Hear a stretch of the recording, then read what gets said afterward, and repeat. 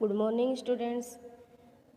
कल हमने स्वराष्ट्र गौरव का पाठ परिचय पढ़ लिया था, कवि परिचय पढ़ लिया था, और आज हम पढ़ने जा रहे हैं स्वराष्ट्र गौरव अर्थात अपने राष्ट्र के गौरव के बारे में जो श्लोक थे उसको हम पढ़ने जा रहे हैं। तो ध्यान से देखना। उत्तरम यत् समुद्रस्य हिमाद्रश्च एव दक्षिणम वर्षम तदार्थम नाम भारती यत्र संतति। ये कहाँ से लिया गया है? विष्णु पुराण से लिया गया है। तो पहले तो हम इसका अन्वय करेंगे। यत् समुद्रस्य उत्तरम हिमाद्रे च एव दक्षिण यत्र भारती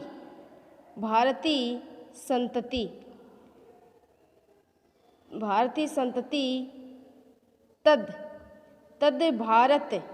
तद भारत वर्षम नाम। तो इससे यानी कवि है वो भारत देश की भौगोलिक स्थिति का वर्णन करते हुए कहते हैं, क्या कहते हैं कि जो यत यानी जो समुद्र से यानी समुद्र के या हिंद महासागर के उत्तरम यानी उत्तर में और हिमाद्रे च और हिमालय के दक्षिण में स्थित है। कहने का मतलब है कि जो हिंद महासागर के उत्तर में और हिमालय के दक्षिण में स्थित है, तथा यत्र यानी जहाँ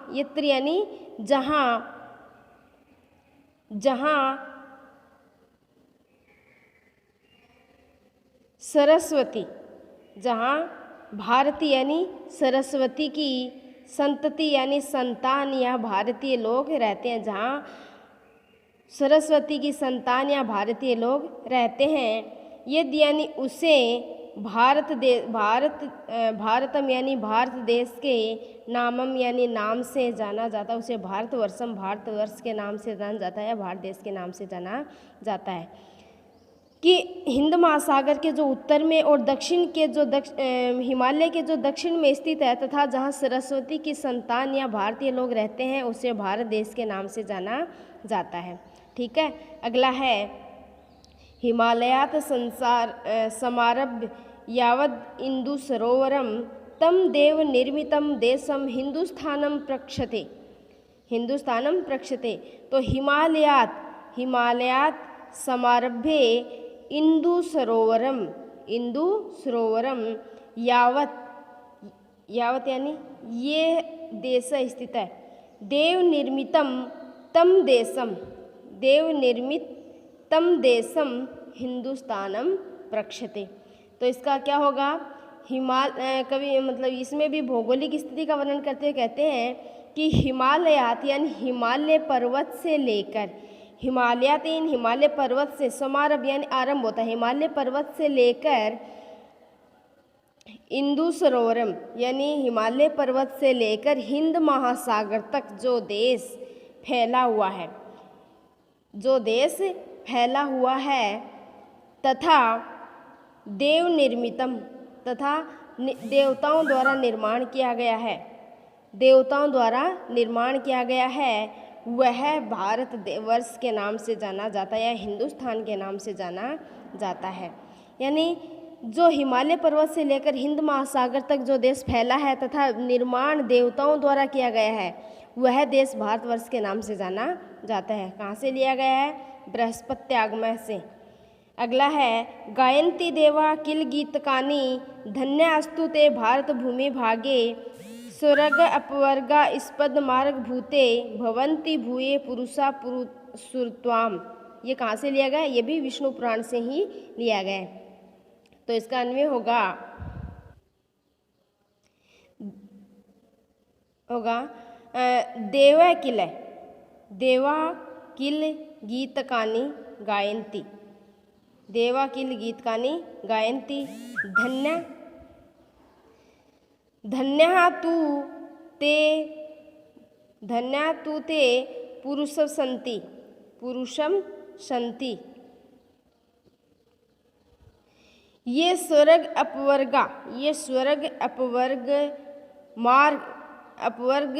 स्पद मार्ग भूते भारत भूमि भागे सुरत्वान भूये श्रुतवान भूये भवन्ति। इसमें कभी मतलब भारत देश की महानता का वर्णन किया गया है कि देवता जिसने यश रूपी गीत गाते हैं, यानी देवा जिसके किल गीतकानी गायंती, जिसके यश रूपी गीत को गाते हैं, वे लोग धन्यास्तुते,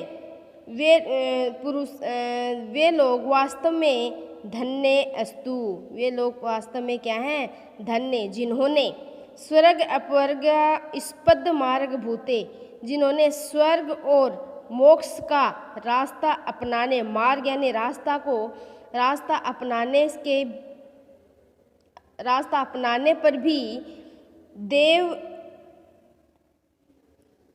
अपनाने पर भी भवंती भूये पुरुषा सुरत्वान, सूर्य यानी देवता रूप में भारत भूमि पर क्या लेना चाहते हैं, भवंती भूये भवंती यानी जन्म लेना, भारत भूमि पर जन्म लेना चाहते हैं। कि देवता जिसने यश रूपी गीत गाते हैं, यानी देवता भी जिसके यश रूपी गीत गाते हैं, वे लोग वास्तव में क्या हैं, धन्य, वे लोग वास्तव में धन्य, जिन्होंने स्वर्ग और मोक्ष का रास्ता अपनाने पर भी देवता रूप में भारत भूमि पर जन्म लेना चाहते हैं, यानी जन्म लेना चाहते हैं। अगला है, ये भी किस में से ले गए, विष्णु पुराण से ले गए। अगला है, संप्राप्य भारते जन्म सत्कर्म सुपरांग मुख है, पीयूष कलसम हित्वा विष भांड मुपाश्रित है। वृह नारदीय पुराण से लिया गया है। तो इसका अन्वय करेंगे, भारते जन्म संप्राप्य, भारते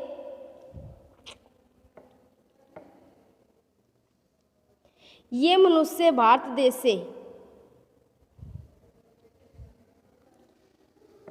भारते जन्म यानी भारत में जन्म, प्राप्य यानी प्राप्त करके, यानी जो व्यक्ति, यानी भारत में जन्म लेकर जो व्यक्ति सत्कर्म सुपरांग मुख है, जो व्यक्ति सत्कर्मों से मुंह मोड़ता है, यानी भारत में जन्म लेकर जो व्यक्ति सत्कर्मों से मुंह मोड़ता है, पीयूष कलश हित्वा विष भांड मुप आश्रित है, जन्म लेता है और सत्कार्यों से मुख मोड़ता है, वह पीयूष यानी अमृत, कलशम यानी कलश, हित्वा यानी अमृत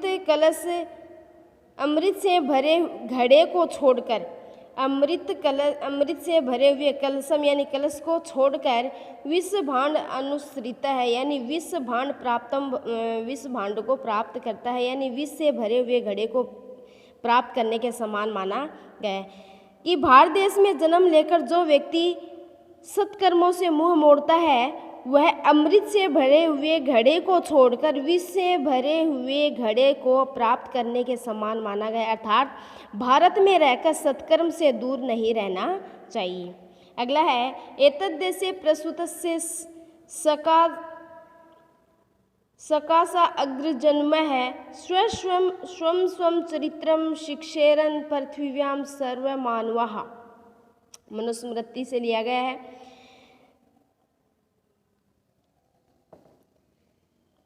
एतद देश प्रसूतस्य, यानी एतद देश यानी कवि भारतीय लोगों के चरित्र के विषय में वर्णन करता है।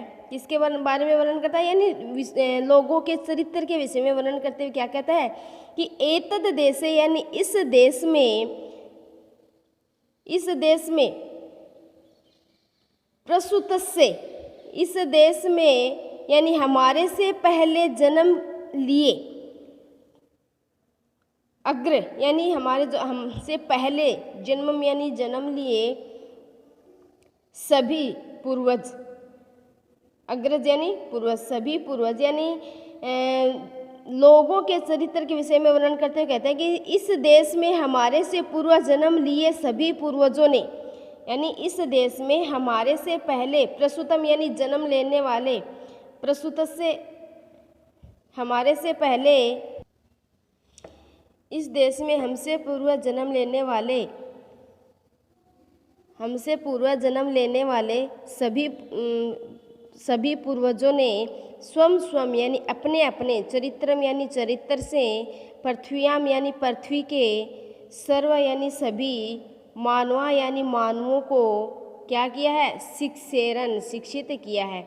यानी इस देश में हमसे पहले जन्म लेने वाले जो श्रेष्ठ लोग थे, क्या थे, श्रेष्ठ लोग थे, वो अपने अपने चरित्र से इस पृथ्वी पर सभी मानवों को क्या किया है, शिक्षित किया है। अगला है, अपि स्वर्णमयी लंका न में लक्ष्मण रोचते, जननी जन्म भूमि स्वर्गाद अपि गरीयसी अज्ञातम।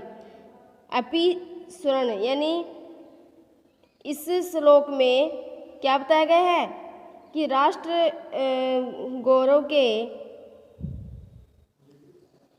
अपि स्वर्णमयी लंका न में लक्ष्मण रोचते, जननी जन्मभूमि स्वर्गाद अपि गरीयसी। इसमें राम हैं वो लक्ष्मण से कहते हैं, भगवान श्री राम लक्ष्मण से कहते हैं, क्या कहते हैं कि हे लक्ष्मण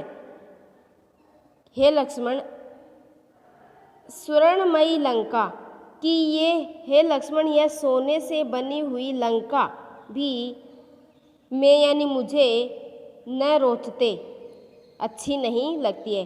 कि हे लक्ष्मण ये सोने की बनी हुई लंका भी न मैं रोचते, मुझे रुचिकर नहीं लगती, अर्थात अच्छी नहीं लगती है। क्योंकि जननी जन्मभूमि स्वर्गाद अपि गरीयसी, क्योंकि माता जननी यानी माता है वो जन्मभूमि से भी जन्मभूमि स्वर्गाद अपि गरीयसी यानी स्वर्ग से भी बढ़कर होती है। यानी जननी जन्मभूमि स्वर्ग से भी बढ़कर होती है। कि इसमें भगवान श्री राम वो लक्ष्मण के ऊपर लक्ष्मण से कहते हैं कि हे लक्ष्मण यह सोने से बनी हुई लंका भी मुझे अच्छी नहीं लगती, क्योंकि जननी अर्थात माता, जन्मभूमि अर्थात मातृभूमि स्वर्ग से भी बढ़कर होती है। अगला है, राष्ट्र दृष्टिम नमस्यामो राष्ट्र मंगलकारिणीम यया विना न पश्यन्ति राष्ट्र स्वनिकट स्थितम। अमृत वाग भावाचार्य से लिया गया है। तो राष्ट्र दृष्टिम नमस्यामो राष्ट्र मंगलकारिणीम, यानी राष्ट्र के निवासियों, राष्ट्र दृष्टिम राष्ट्र के निवासियों को राष्ट्र के प्रति, राष्ट्र मंगलकारिणीम यानी राष्ट्र के प्रति हित की भावना रखनी चाहिए। कहने का मतलब है कि राष्ट्र में हम जो राष्ट्र में रहने वाले हैं उनको अपने ही राष्ट्र के प्रति मतलब परोपकार की भावना रखनी चाहिए, उसके लिए हित की भावना रखनी चाहिए। और राष्ट्र मंगलकारिणीम राष्ट्र के प्रति राष्ट्र के मंगल की भावना रखनी चाहिए, उसके परोपकार की भावना रखनी चाहिए। राष्ट्र दृष्टिम नमस्यामो हो, और राष्ट्र के प्रति नमस्कार का दृष्टिकोण रखना चाहिए। राष्ट्र के प्रति नमस्कार का दृष्टिम यानी दृष्टिकोण रखना चाहिए। यया विना न पश्यन्ति यानी राष्ट्र के प्रति देश प्रेम नहीं होने से, राष्ट्र के प्रति देश प्रेम नहीं होने से हम इसमें नहीं रह सकते हैं। निकट स्थितम हम इसमें नहीं रह सकते, यानी राष्ट्र के प्रति जो प्रेम की भावना नहीं रखेंगे तो हम इस राष्ट्र में नहीं रह सकते। कहने का मतलब ये है कि जो व्यक्ति इस देश में रहता है और उस देश में रहते हुए उसके हित की भावना रखनी चाहिए और इसके प्रति नतमस्तक होना चाहिए, नमस्कार का दृष्टिकोण भी होना चाहिए। और जो क्योंकि राष्ट्र के प्रति देश प्रेम नहीं होने से हम इस राष्ट्र में नहीं रह सकते हैं। समान संस्कृति मताम यावती पितृपुण्य वितावतीम भुवम वृत्ते राष्ट्र एकम निगद्यते।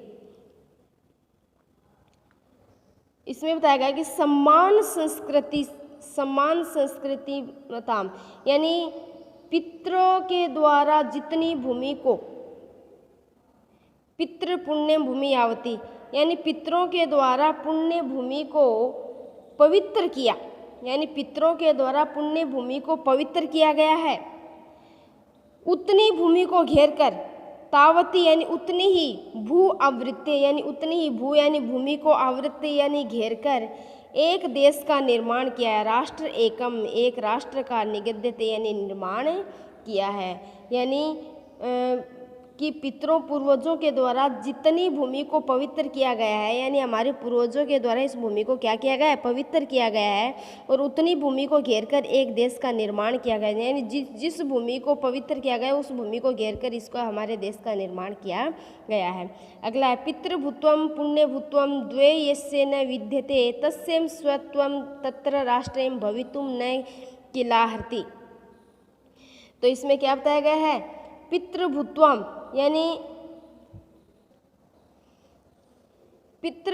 यानी पिता का पितृभाव और पुण्यभूत्वम यानी पुण्य का भाव, यानी जहाँ पितृभाव और पवित्रता का भाव नहीं, द्वयस्य न विद्यते, जहाँ पितर का भाव और पवित्रता का भाव नहीं होता है उस देश में तस्य स्वत्वम, उसे स्वत्वम तत्र राष्ट्रे भवितुम न किला हरति, उस देश में स्वामित्व, स्वत्वम यानी स्वामित्व यानी अपनापन का भाव नहीं हो सकता है।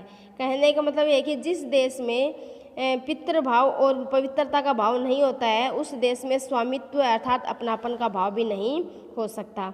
अगला है राष्ट्रस्य उत्थान पतने राष्ट्रीय यावन अवलंबे ही भवत सर्वदाम तस्मात् क्षीण यास्तु राष्ट्रीयाः। यानी कवि राष्ट्र के उत्थान एवं पतन का वर्णन करते हुए इसके अंदर बताया गया है, कवि राष्ट्र के उत्थान एवं पतन का वर्णन करते हुए कहते हैं, क्या कहते हैं कि राष्ट्र से उत्थान पतने यानी राष्ट्र का उत्थान अर्थात विकास, राष्ट्र का विकास और राष्ट्र का पतन, पतन राष्ट्रीय अवलंबनम यानी राष्ट्र यानी अपने देशवासियों पर, अवलंबनम यानी निर्भर करता है, यानी राष्ट्र का उत्थान और पतन यानी विकास और उसका पतन देशवासियों पर ही निर्भर करता है। इसीलिए भवत सर्वदा, इसीलिए देशवासियों को तस्मात् शिक्षणीया अस्तु राष्ट्रीया, इसलिए देशवासियों को राष्ट्र हित की शिक्षा देनी चाहिए। इसलिए देशवासियों को सर्वदा यानी हमेशा राष्ट्र के हित की शिक्षणीय अस्तु शिक्षा देनी चाहिए, यानी राष्ट्र का उत्थान और पतन राष्ट्र के देशवासियों पर ही निर्भर है। इसीलिए हमेशा देशवासियों को राष्ट्र की शिक्षा, देशवासियों को राष्ट्र हित की शिक्षा देनी चाहिए। अगला है विद्या शस्त्रम च शास्त्रम च द्वे विद्ये प्रतिपतये शस्त्रेण रक्षिते राष्ट्रे शास्त्र चर्चा प्रवर्तते, ये चाणक्य से लिया गया है। तो शास्त्रम च शास्त्रम शस्त्रम च शास्त्रम च इति द्वे, यानी इसमें क्या बताया गया कि चाणक्य के अनुसार दो विद्याओं का प्रतिपादन किया गया है। विद्याएं कितनी है, द्वे विद्याम, दो विद्याओं का प्रतिपादन किया गया है। और जो शस्त्र विद्या और शास्त्र विद्या, शस्त्र विद्या और शास्त्र विद्या का, शस्त्र यानी होता है हथियार और शास्त्र यानी क्या होते हैं,